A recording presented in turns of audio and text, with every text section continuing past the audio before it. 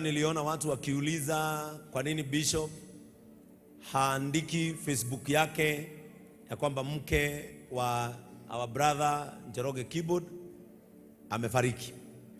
Ningependa kueleza ya kwamba askofu ofisi yake si kama ya bloggers. Are we together? The office of a bishop is not a blogger.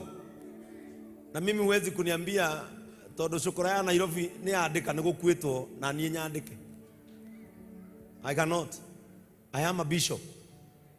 Na ni vizuri watu wajue kama kanisa lao lina mtaratara hata letu linao. Na kanitha yanyu tio kanitha itu ti kanitha. Na watu waheshimu makanisa yale mengine. Mke wa Njoroge alipumzika akipewa mtoto alikufia kwa tumbo. Na the reason into why si kuandika Facebook ni kwa sababu askofu anafuata sheria. Siku iliyofuata kulikuwa na postmortem saa 7.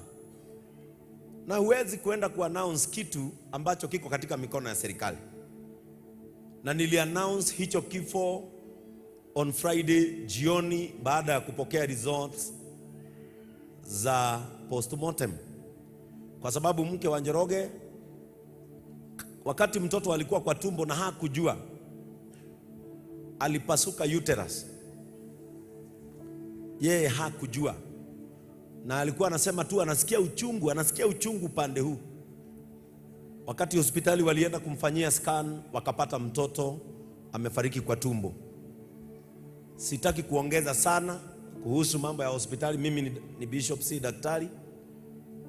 Lakini kabla watafute suluhisho la hiyo shida, pressure ya mke wa Njoroge ikapanda, hata yeye tukamkosa.